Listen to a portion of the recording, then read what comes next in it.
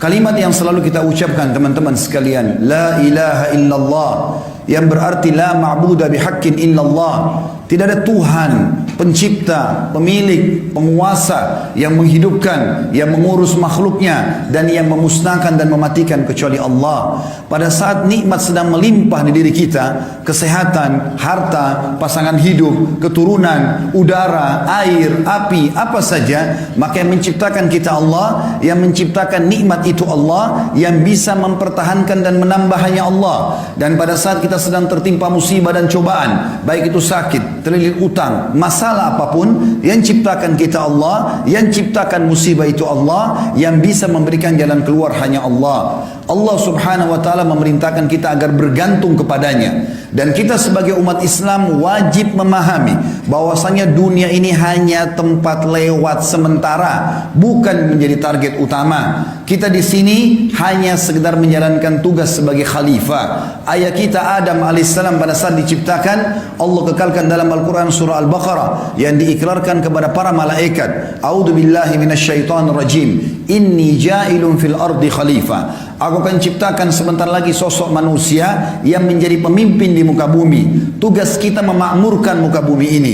Kita menjalankan apa yang telah Allah perintahkan, meninggalkan apa yang Allah larang. Dan itu dirangkumkan dengan istilah ibadah, yaitu bagaimana kita menjalankan tugas-tugas kita selama di muka bumi ini, dan kita punya kesadaran penuh kita akan kembali kepada Allah subhanahu wa ta'ala. Allah mengingatkan di dalam Al-Quran, kekal ditelawakan oleh orang-orang beriman sampai hari kiamat. Di dalam surah Az-Zumar, surah nomor 39, ayat 54 sampai 58, yang bunyinya, A'udzu billahi minasyaitonir rajim, wa anibu ila rabbikum wa aslimu lah. Kembalilah kalian kepada Tuhan kalian dan serahkan diri kalian kepadanya. Artinya, yang dia perintahkan kerjakan, yang dia larang jauhi. Kemudian dikatakan min qabli an ya'tiyal adzabu thumma la tunsarun. Sebelum datang siksaan Allah karena kalian melanggar dan jauh darinya, lalu tidak ada yang bisa menolong kalian. Wattabi'u ahsana ma unzila ilaikum min rabbikum, dan ikutilah wahyu yang telah diturunkan oleh Tuhan kalian, dan ikuti yang terbaik yang ada di dalamnya. Min qabli an ya'tiyakumul adzabu baghtatan wa antum la tash'urun. Sebelum datang siksaan Allah kepada kalian secara merata sementara kalian tidak menyadari itu. Ada beberapa wilayah yang tadinya mereka sedang duduk di pinggir pantai, mereka sedang bersantai-santai, mereka ada yang lalai, mereka juga ada yang beribadah sebagiannya. Tetapi orang-orang yang lalai tidak pernah sadar, melihat air yang sangat kecil terus tiba-tiba menjadi tsunami yang besar. Bukankah ada bangunan-bangunan yang tadinya dibanggakan oleh orang yang kemudian rata dengan tanah? Bukankah tadinya ada orang sehat berdiri kemudian disedot ke dalam tanah dan akhirnya meninggal dunia? Bukankah jalan-jalan yang selama ini dibanggakan kemudian rubuh, jembatan yang mewah lalu rubuh? Dan Allah mengatakan, lihatlah bagaimana kami menghancurkan negeri-negeri yang kami tinggalkan tembok-temboknya rubuh dengan atap-atapnya dan tidak ada yang menolong mereka. Allah mengatakan, hati-hati dengan pelanggaran-pelanggaran yang aku larang, karena kalau datang azabku maka tidak ada yang bisa menahan itu. Lalu di ayat selanjutnya Allah mengatakan, antakula nafsun ya hasrata ala ma faradtu fi jambillah wa in kuntu laminas sakhirin. Dan jangan tunggu kalian menjadi sosok orang yang nanti pada saat sudah melihat siksaan Allah pada hari kiamat, sudah melihat siksaan Allah datang kepadanya secara pribadi, baru dia mengatakan, betapa ruginya aku, sesungguhnya aku selalu mengurangi hak-hak Allah dan termasuk aku orang-orang yang bodoh. Ayat selanjutnya kata Allah, antakula law annallaha hadani lakuntu minal muttaqin. Atau dia akan berkata nanti, coba Allah berikan kepada saya petunjuk, maka saya termasuk orang-orang yang patuh.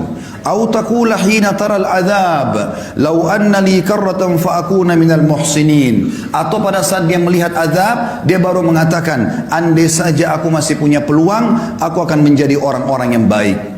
Saudaraku seiman, menjadi orang yang patuh kepada Allah adalah kenikmatan. Salat sebuah kenikmatan, sedekah bantu orang lain sebuah kenikmatan, bakti dengan orang tua kenikmatan. Apa saja ibadah yang Allah perintahkan memiliki kenikmatan. Hanya orang-orang bodoh saja menganggap itu sebuah beban.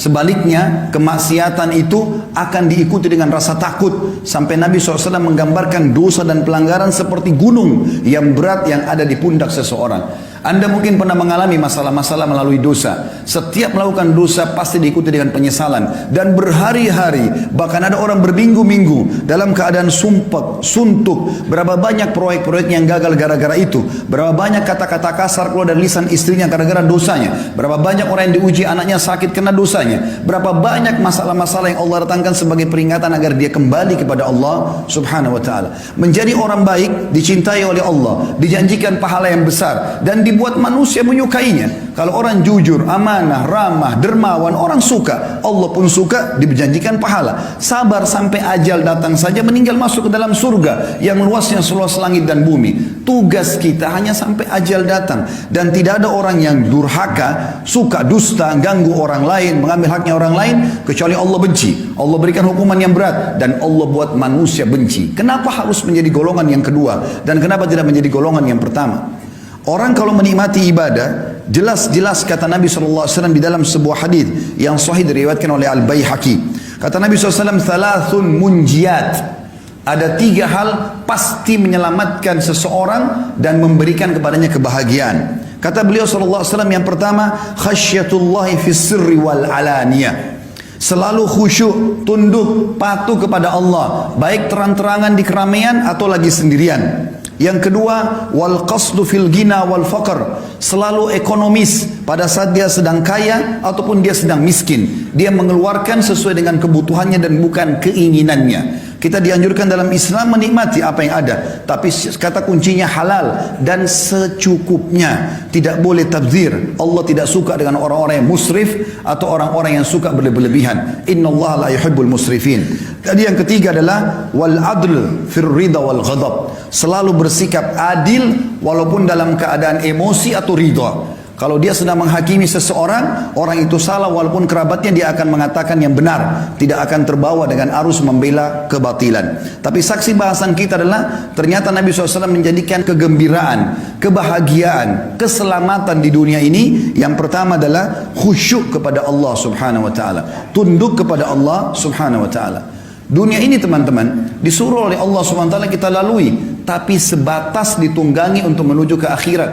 Berapa banyak orang-orang sebelum kita yang lebih tampan dari kita, lebih kekar tubuhnya, lebih putih kulitnya, lebih kaya hartanya, lebih banyak keturunannya, lebih mewah rumahnya, dan segala macam hal, tapi sekarang mereka sudah berbaur dengan tanah. Dan saya dan Anda semua sedang menuju ke sana. Kita ini teman-teman sedang menuju ke liang lahat kita masing-masing. Tinggal siapa yang jatuh duluan. Jangan lalai dengan kelebihan fisik dan paras wajah. Jangan lalai dengan banyak waktu yang kita buang-buang. Jangan lalai dengan menipu orang, menganggap kita bisa menipu mereka, sementara Allah tidak mengawasi. Allah maha mengawasi, Allah maha adil, dan Allah kalau menghukumi seseorang maka siksaannya sangat pedih. Banyak orang bodoh berlindung di kalimat Allah maha pengampun, tapi dia lupa Allah itu maha keras siksaannya. Sehebat apapun Anda mengatur tipu daya, pasti akan kembali kepada Anda sendiri. Allah katakan dalam surah Fatir ayat 43, A'udzubillahi minasyaitonir rajim, wala yahiku makrus sayyi illa bi ahli. Tidak akan pernah kembali tipu daya itu kecuali kepada pelakunya saja. Dan bagi Anda yang terzalimi, tidak usah khawatir. Allah subhanahu wa ta'ala bersama dengan orang-orang yang dizalimi. Allah terima doanya dan Allah akan berikan dia sekian banyak pahala. Pernah Hasan Basri rahimahullah digibah oleh seseorang, diceritakan keburukannya. Maka beliau kebetulan baru memetik kurma yang sangat segar dari sebuah pohon. Kemudian beliau suruh mengantar kurma itu ke rumah orang yang menggibahnya, menggunjingnya. Lalu beliau titip surat yang berisi, sesungguhnya aku berterima kasih kepadamu karena engkau telah berbagi pahalamu padaku, dan aku membalasmu dengan setangkai kurma segar ini. Saudaraku seiman, dunia ini kita lalui, nikmati yang terbaik, tapi jangan sampai berlebihan. Dan Nabi SAW menjadikan tolok ukur orang itu bahagia bukan karena banyaknya hartanya, tapi perhatikan kata Nabi SAW apa di dalam hadis yang sahih diriwayatkan Imam Bukhari dalam kitab Adabul Mufrad, man asbaha minkum aminan fi sirbi. Siapa yang tiba pagi hari dalam kondisi jiwanya tenang, mu'afan fi jasadi, jasadnya sehat, indahu qutu yaumi, dia punya makanan yang dia bisa makan untuk hari itu, faka'annama hizat lahud dunya, ketahuilah dunia telah dia kuasai. Jadi di sini pola ukurnya adalah bukan hal-hal yang lain.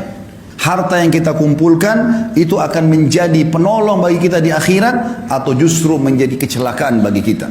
Kata Nabi SAW, Allah berfirman dalam hadis Qudsi, diriwayatkan Imam Ahmad Tirmidzi dengan sanad sahih, Ya ibna Adam, tafarraq di ibadati amla sadraka ginan wa asuddu fakrak. Wahai anak Adam, kata Allah SWT, ini hadis sahih, kata Allah SWT, wahai anak Adam, lowongkan waktumu untuk beribadah kepadaku. Biar kau lagi dagang, lagi meeting, lagi buat apa saja, azan tinggalkan semua.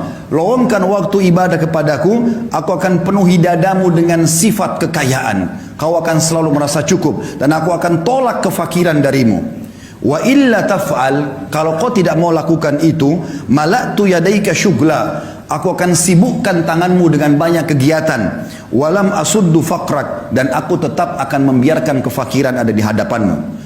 Juga dalam sabda Nabi SAW yang lain, riwayat Imam Ahmad dan juga Ibnu Majah dengan sanad sahih, kata baginda Nabi SAW, man kanatid dunya hammahum, siapa yang dunia menjadi targetnya, tidak ada urusannya sama halal haram, gak ada urusannya dengan masalah akhirat, farraqallahu alaihi amrah, Allah akan sibukkan dia dengan perkara-perkara, tidak selesai-selesai, ini gak selesai, itu gak selesai, semuanya jadi masalah buat dia.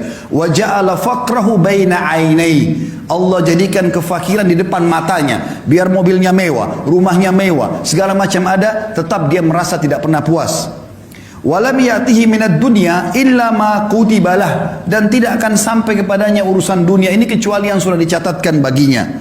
Wa man kanatil akhirah niyatuhu, siapa yang akhirat menjadi niatnya, targetnya, dunia dia tunggangi untuk ke sana, setiap kali dia membantu orang targetnya untuk akhirat, dia melakukan ketaatan, apa saja semuanya untuk akhirat, jama'allahu amrah, Allah akan selesaikan urusan-urusannya. Wa ja'ala ginahu fi qalbihi, dan Allah jadikan kaya di dalam hatinya sehingga selalu dia merasa puas.